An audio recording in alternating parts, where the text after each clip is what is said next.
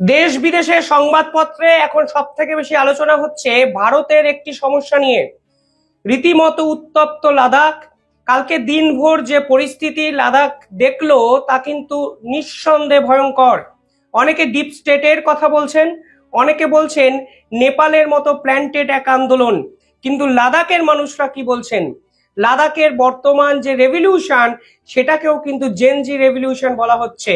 এবং কালকে যেভাবে হিংস্রতার সঙ্গে এই আন্দোলনকে মানে সম্পূর্ণভাবে পরিচালনা করা হয়েছে তাতে পরিষ্কার বোঝা যাচ্ছে ভারত বিরোধিতা কিন্তু চরম জায়গায় গিয়ে পৌঁছে গেছে। অন্তত লাদাখের এই ঘটনা কিন্তু সব থেকে বড় উদাহরণ।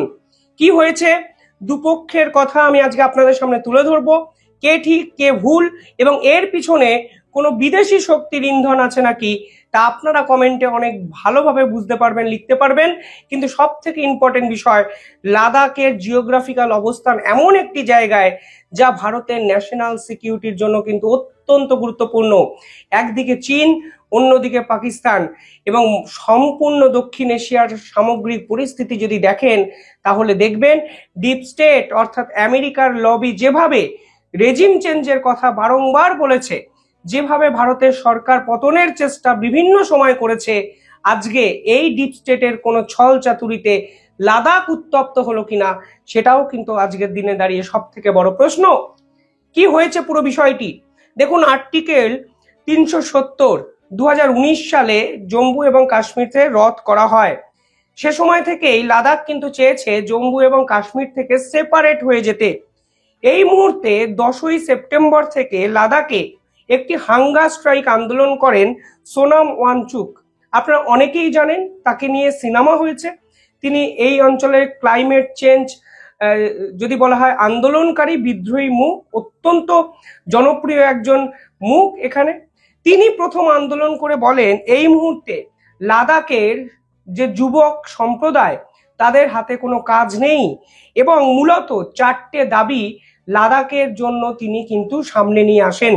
কিন্তু 10ই সেপ্টেম্বর থেকে যে আন্দোলন একদম শান্তির একটি আন্দোলন ছিল, সরকারের সঙ্গে আলাপ আলোচনার একটি আন্দোলন ছিল, তা কিন্তু কালকে সম্পূর্ণ হিংস্রতার পথে চলে গেল। এবং এই পুরো বিষয়টি যখন হিংস্রতার দিকে যাচ্ছে তখন কিন্তু এই সোনাম ওয়াংচুকই তার হাঙ্গার স্ট্রাইক আন্দোলনকে উইথড্র করে নেন এবং তিনি বলেন I appeal to the younger generation to not to resort violence. অর্থাৎ তিনি যুবক সম্প্রদায়ের জন্য কিন্তু ফের একটি বার্তা দেন এবং বলেন আমরা এতদিন আন্দোলন করে সরকারের সঙ্গে আলোচনা করে আমরা আমাদের দাবি পূরণ করেছি, কিন্তু কোনোভাবে আপনারা মানে যারা ছাত্ররা আছে, যারা যুব সম্প্রদায় আছে, তারা কোনোভাবেই আন্দোলনকে ভায়োলেন্সের আকার ধারণ করতে দেবেন না, তাহলে কিন্তু এই আন্দোলনকে অন্যভাবে ব্যাখ্যা করা হবে। আজকের দিনে দাঁড়িয়ে এই সোনাম ওয়াংচুকের স্টেটমেন্ট থেকে পাল্টা প্রশ্ন আসে, হঠাৎ করে এই আন্দোলন হিংস্রতার আন্দোলনে কেন পরিণত হয়ে গেল? কেন একের পর এক সরকারি অফিসকে জ্বালিয়ে দেওয়া হলো? কেন সেখানে শাসক দলের অফিস অর্থাৎ বিজেপির অফিসকে সম্পূর্ণ শেষ করে দিয়ে গুড়িয়ে দেওয়া হলো, আগুন লাগিয়ে দেওয়া হলো? কেন একের পর এক পুলিশ আধিকারিককে মারা হলো, পুলিশের গাড়ি জ্বালিয়ে দেওয়া হলো, থানাকে ঘেরাও করা হলো এবং সব মিলিয়ে লাদাখকে নিয়ে একটা ভুল বার্তা আন্তর্জাতিক স্তরে কিন্তু দেওয়া হলো। এই যে হাঙ্গার স্ট্রাইক আন্দোলন সোনাম ওয়াংচুক 15 দিন ধরে করেন এবং পরবর্তীকালে তিনি উইথড্র করেন। এবার লাদাখকে নিয়ে যে দাবিগুলো সোনাম ওয়াংচুককে কেন্দ্র করে লাদাখের বাসিন্দারা করেছিলেন, মূলত 4 দফা দাবি আমি আপনাদের জানাবো। সেই নিয়ে কিন্তু অলরেডি কেন্দ্রের সরকারের সঙ্গে একটি আলোচনা শিডিউল করা আছে 6ই অক্টোবর। অর্থাৎ এই আলোচনাগুলো বারবার সরকারের সঙ্গে কিন্তু তারা করছেন। পরবর্তী আলোচনার তারিখ ছিল 6 তারিখ। এই 6ই অক্টোবরের আগে কোনো কারণ ছাড়া এই আন্দোলনকে এমন একটা পর্যায়ে নিয়ে যাওয়া হলো যেন মনে করা হচ্ছে যে নেপালের স্মৃতি ফিরে আসতে চলেছে, বাংলাদেশের স্মৃতি ফিরে আসতে চলেছে এবং সরকারকে পতনের একটা নোংরা খেলা লাদাখকে কেন্দ্র করে কেউ বা কারা শুরু করে দিল। 4টে দাবি তারা কি কি করেছেন দেখুন। এই মুহূর্তে লাদাখের প্রথম দাবি হলো তারা আর কেন্দ্রশাসিত অঞ্চল হয়ে থাকতে চান না, অর্থাৎ তারা স্টেট হুডের তকমা চান, তারা আলাদা পৃথক রাজ্যের দাবি করছেন।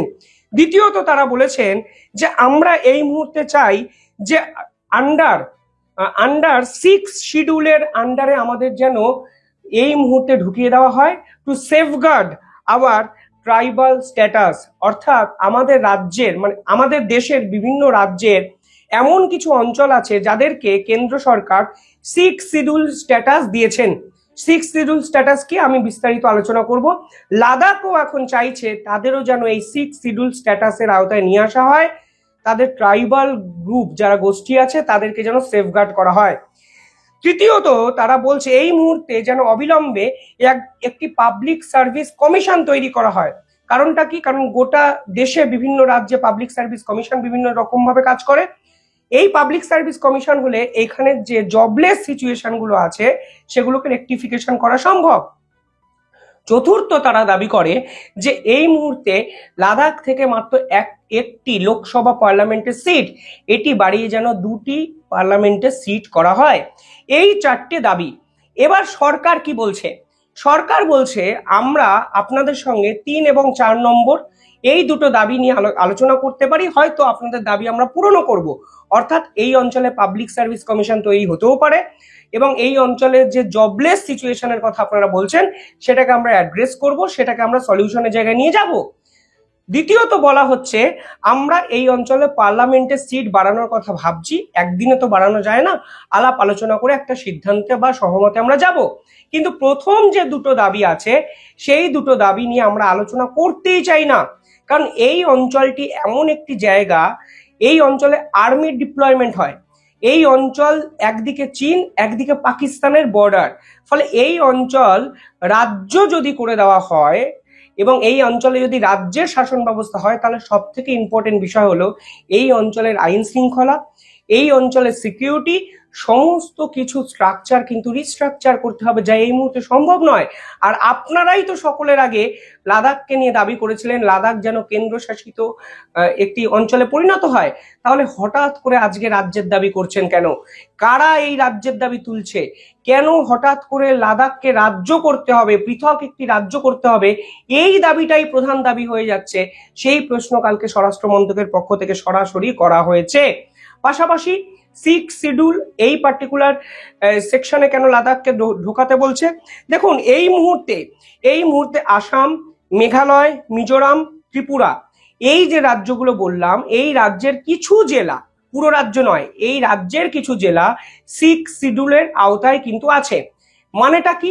মানে এই অঞ্চলে যে সকল ট্রাইবাল গ্রুপ আছে, আদিবাসী গোষ্ঠী আছে, তাদের কাছে ক্ষমতা আছে একটি অটোনমাস কাউন্সিল তৈরি করার। এই অটোনমাস কাউন্সিল কি করে? আদিবাসীদের নিয়ম অনুসারে তারা একাধিক আইনকে কিন্তু প্রচলন করতে পারে। ধরুন একটি নির্দিষ্ট রাজ্যের একটি নির্দিষ্ট আইন আছে, কিন্তু যদি এই ট্রাইবাল অটোনমাস কাউন্সিল চায় তাহলে পার্টিকুলার ওইটুকু জায়গার জন্য তারা রাজ্যের আইনকে লাগু না করে তারা নিজেদের কালচার অনুযায়ী, নিজেদের নিয়ম অনুযায়ী তাদের নিজেদের আইনকে কিন্তু ওইটুকু জায়গার জন্য বলবৎ করতে পারে। অর্থাৎ অত্যন্ত গুরুত্বপূর্ণ একটি জায়গা। এবার লাদাখকে যদি 6 সেকশনের আওতায় আনা হয় তাহলে লাদাখ নিজের মতো করে অটোনমাস কাউন্সিল তৈরি করতে পারবে, ফলে নিজের মতো করে আইন লাদাখ এস্টাবলিশ করতে পারবে। এবার লাদাখের অবস্থান আসামের ওই ছোট্ট জেলার একটি অবস্থানের মতো তো একই নয়। জিওগ্রাফিক্যাল অবস্থানটা হলো সব থেকে ইম্পর্টেন্ট।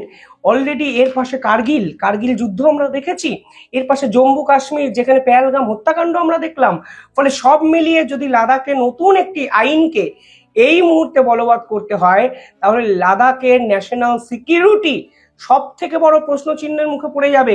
ফলে সেটা দেশের স্বরাষ্ট্রমন্ত্রক কিভাবে অ্যালাউ করবে? তা সত্ত্বেও লাদাখের যদি জনসংখ্যা দেখেন 3 লক্ষ জনসংখ্যা। এবার 3 লক্ষ জনসংখ্যার জন্য 2টো পার্লামেন্টের সিট লাদাখের এই জেনজি অর্থাৎ যুব সম্প্রদায় দাবি করছেন, সেটাও করে দেওয়া যাবে। কিন্তু দেশের সুরক্ষার সঙ্গে ছেলে খেলা করার জায়গায় লাদাখ কি এই মুহূর্তে আছে? এটাই কিন্তু সব থেকে বড় প্রশ্ন। এই মুহূর্তে লাদাখের যদি পপুলেশন দেখেন তাহলে দেখবেন 97% হলো ট্রাইবাল পপুলেশন। এখানে বুদ্ধিস্ট সম্প্রদায়ের মানুষরা বসবাস করেন এবং সিয়া মুসলমান সম্প্রদায়ের মানুষরা বসবাস করেন, যারা জম্মু কাশ্মীর কেন্দ্রিক অঞ্চলে কিন্তু থাকেন। এবার এই পুরো দাবিগুলো নিয়ে কালকে কি ঘটলো? কালকে হঠাৎ করে দুজন হাঙ্গার স্ট্রাইক যারা করছিলেন তাদের মধ্যে দুজন বেহুশ হয়ে যায়।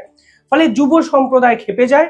এই যুব সম্প্রদায় যখন খেপে যায় তখন হাজার হাজার যুব সম্প্রদায়ের মানুষ সরকারি অফিসে ঢুকে যায়, বিজেপির অফিস পুড়িয়ে দেয়, বিভিন্ন জায়গায় আগুন লাগাতে শুরু করে, সরকারি সম্পত্তি ধ্বংস করতে শুরু করে, পুলিশকে আক্রমণ করতে শুরু করে।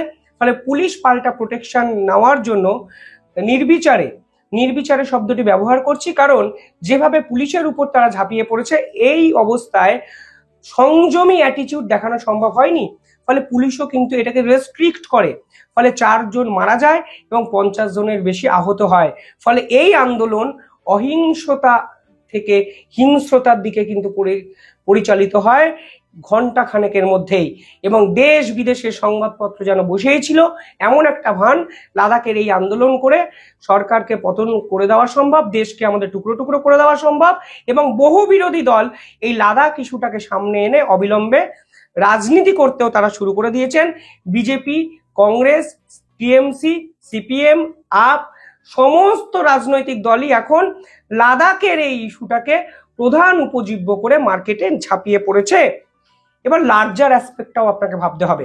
এমন একটি জায়গায় লাদাখ অবস্থিত, একদিকে চায়না, একদিকে Pakistan, huge Indian army deployment এই মুহূর্তে লাদাখে আছে। ফলে ন্যাশনাল সিকিউরিটির কথা আমরা না ভেবে, দেশের কথা না ভেবে ফের একবার রাজনীতি করছি, ফের একবার আসল সমস্যাগুলোকে নিয়ে আলোচনা করছি না, এবং এই সমস্যাগুলো সমাধানের চেষ্টা না করে আমরা ক্ষুদ্রতর স্বার্থের জন্য বৃহত্তর স্বার্থটাকে স্যাক্রিফাইস করছি। এবং এর পিছনে কোনো বিদেশি শক্তির খেলা আছে কিনা সেটাই তো সব থেকে বড় প্রশ্ন।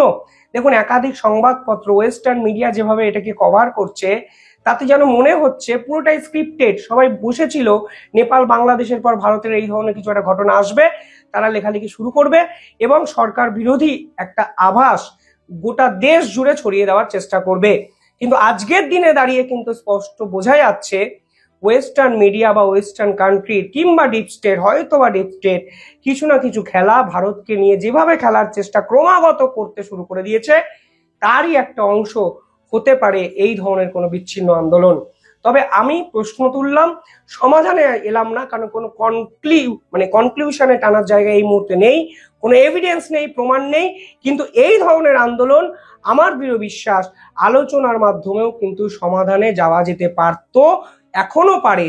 কিন্তু কোনো অবস্থাতেই একটি দেশে একটি রাজ্যকে কেন্দ্র করে আলাদা একটি নিয়ম হবে এবং সেই রাজ্য একটি প্রান্তিক একটি রাজ্য, আমাদের ন্যাশনাল সিকিউরিটির জন্য, সুরক্ষার জন্য অত্যন্ত ইম্পর্টেন্ট একটা রাজ্য, সেটা কি মেনে নেওয়া যায়? এটাই কিন্তু সব থেকে বড় প্রশ্ন। যাই হোক, আমি সহজ ভাষায় বোঝানোর চেষ্টা করলাম। কমেন্টে জানাবেন আপনারা কিভাবে দেখছেন পুরো বিষয়টি। আর চ্যানেলটিকে ভালো লাগে একটু সাবস্ক্রাইব করে দেবেন, এই অনুরোধটুকু আপনাদের জন্য আমার রইল। ধন্যবাদ।